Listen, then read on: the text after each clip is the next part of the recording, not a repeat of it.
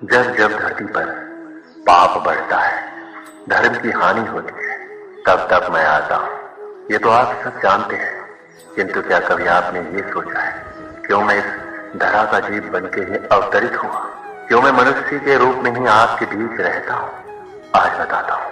संसार में पाप और पुण्य संतुलन में चलते हैं, किंतु जब पाप सीमा से आगे बढ़ जाता है, मुझे यहाँ आना ही होता है।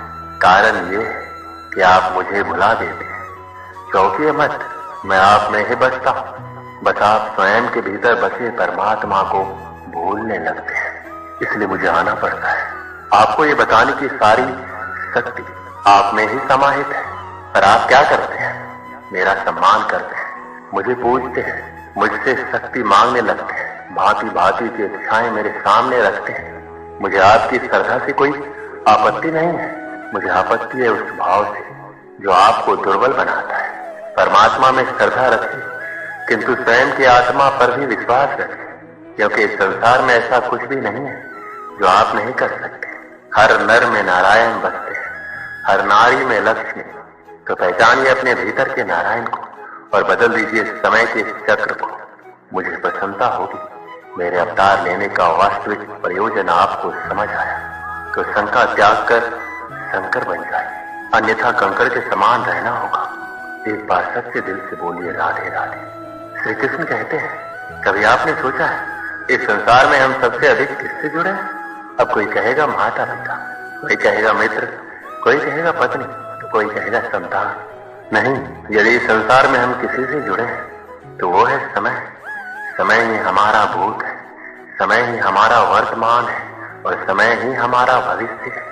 और हम क्या करते हैं? सबसे अधिक जुड़े समय को, सबसे बहुमूल्य संपत्ति को हम नष्ट कर देते हैं। कोई भविष्य के ऊंचे सपनों को बुनता है, कोई बीते कल को कोसता है, किंतु तनिक सोचिए, बीता कल आपके सोच विचार करने से बदलने नहीं वाला। और भविष्य के विषय में सोच विचार करके यदि आप अपना वर्तमान नष्ट कर देते तो आपका भविष्य भी बीते कल की ही भांति होगा। इसलिए आज के विषय में सोचिए, उसे उत्तम बनाइए। आपका भूतकाल और आपका भविष्य अपने आप उत्तम हो जाएगा। श्री कृष्ण कहते हैं, मनुष्य का स्वभाव है कमाना, संग्रह करना, फिर चाहे वो धन हो, नाते हो, संबंध हो या प्रसन्नता। परंतु क्या आपने कभी सोचा है नियति ने ये संग्रह करने की प्रकृति मनुष्य ने क्यों डाली? एक बीज से पौधा पनपता है, उसके भोजन से फल संग्रहित होता है। क्यों? इसलिए ताकि वृक्ष उसे स्वयं खा सके?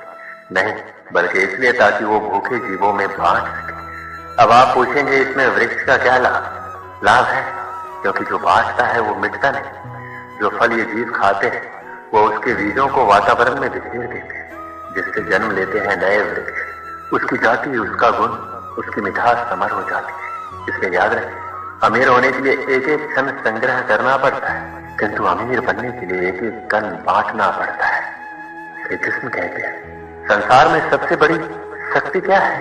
अब आप में से कुछ कहेंगे शस्त्र, कोई कहेगा बुद्धि की, तो कोई कहेगा बल, किंतु ये सब अधूरे हैं। संसार में सबसे बड़ी शक्ति है मित्रता। यदि सच्ची मित्रता प्राप्त हो जाए तो वही सबसे बड़ा धन है। जब आप कठिनाइयों में होंगे तो मित्रता शस्त्र बनकर सहायता करेगी। मार्ग भटक जाओगे तो मित्रता शास्त्र बनकर आपका राह दिखाएगी। षड्यंत्र में फंस जाओगे तो बुद्धि बनकर बाहर निकालेगी।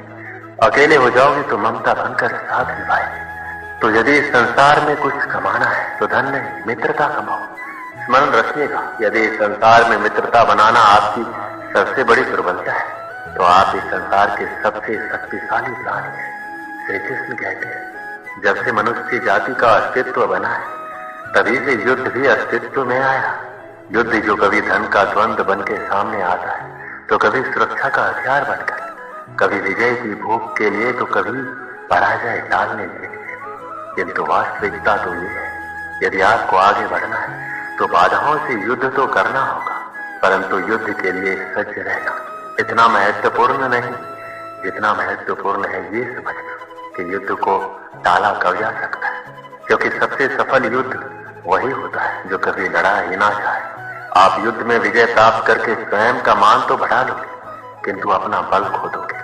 इसलिए जहां तक हो सके युद्ध को टालो, इस शक्ति को संग्रहित करो, ताकि जब ये युद्ध धर्म बन के सामने आए आप उसे पूरे बल के साथ लड़ सको। श्री कृष्ण कहते हैं मन बड़ी विचित्र कृति है। ये मन शरीर के किस अंग में बसता है कोई नहीं जानता, किंतु संपूर्ण शरीर इस मन की इच्छा साकार करने के लिए प्रयास करता रहता है। अब यदि मन कुछ खाने का करे तो व्यक्ति उसकी इच्छा साकार करने का माध्यम ढूंढता रहता है। अब यदि मन किसी को शत्रु समझ ले तो व्यक्ति उसे नष्ट करने का हर संभव प्रयास करता है। अब यदि मन किसी से प्रेम करे तो उसकी प्रसन्नता के लिए हर सीमा लांघने के लिए सज्ज रहता है। परंतु जीवन सुखद हो इसके लिए यह आवश्यक है कि मन खाली रहे, जैसे एक बांसुरी की भांति। भीतर कुछ भी नहीं, ना राग है ना द्वेष, तब भी तार छेड़ने पर स्वर निकलता है। इसी प्रकार मन को भी भावनाओं से मुक्त रखना आवश्यक है। स्मरण रखिए, मन में कुछ भरकर जियोगे तो मन भर के जी नहीं पाओगे। श्री कृष्ण कहते हैं एक पिता के लिए उसकी संतान गर्व है, उसका अहंकार है, और संतान के लिए उसका पिता, उसका आदर्श, उसकी प्रेरणा। बिना कहे पिता संतान की हर इच्छा समझ जाता है और उसे पूरा करने की चेष्टा करता है। दूसरी ओर संतान सदैव प्रयास करता है कि अपने माता पिता को गर्वित करता है, किंतु ये बंधन है एक स्थान पे आके टूट जाता है। तब जब संतान स्वयं की इच्छा से अपने जीवन साथी चुनना चाहे, क्यों? कारण है संवाद की कमी। जब बात आती है संतान के विवाह की तो माता पिता सोचते हैं इसमें संतान से पूछना है, हम उसके लिए कुछ अनुचित तो चाहेंगे नहीं, और संतान का ये मानना होता है कि उसका भविष्य चुनना उसका अधिकार है। दोनों आपस में दुखी रहते हैं, किंतु बात कोई नहीं करता।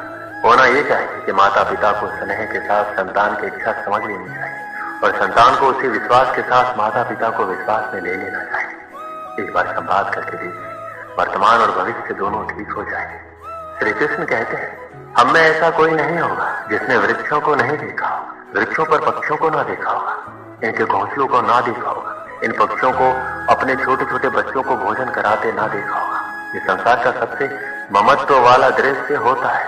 चिड़िया दूर से अपनी चोंच में दाना भरकर लाती और सक्षम संतान की चोंच में डालती, स्वयं भूखी रहती, निस्वार्थ निश्चलता और संतान के पंख निकलते तो उसे उड़ना सिखाती है और उसके पश्चात उसे स्वतंत्र कर देती है अपना जीवन जीने के। इस आकाश में उड़ान भरने के लिए हम मनुष्य क्या करते हैं? जिस संतान को हम पंछी की भांति पालते हैं, उसके पंख निकलती है, हम उसे बांध देते हैं, ये सोचती कि कहीं वो दूर उड़कर ना चला जाए। ऐसा नहीं है। इस स्थिति में माता पिता को संतान से प्रेम नहीं है, अवश्य है, किंतु इसमें प्रेम पर मोह भारी पड़ जाता है, जो स्वयं अपने और संतान के बीच में बाधा बन जाता है। हम ये भूल जाते हैं कि हम केवल जन्मदाता है, भाग्य विधाता नहीं, और जब प्रेम मोह में आ जाए तो वो प्रेम नहीं स्वार्थ बन जाता है। इसलिए प्रेम को पास रखिए और मोह को दूर, क्योंकि जिससे प्रेम करते हैं और उसका विकास नहीं रोका करते।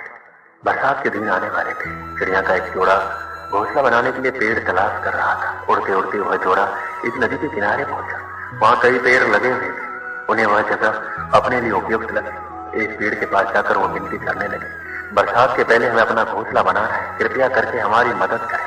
अपनी एक टहनी पर हमें घोंसला बनाने की अनुमति दे दें। पेड़ ने उन्हें इनकार कर दिया। पेड़ के इनकार से चिड़िया के जोड़े को बहुत बुरा लगा। जाते जाते वो बोले, इतना अहंकार अच्छा नहीं है, एक दिन तुम भी टूटोगे और तुम्हारा अहंकार भी। पेड़ कुछ कह पाता उससे पहले वो उड़ गए।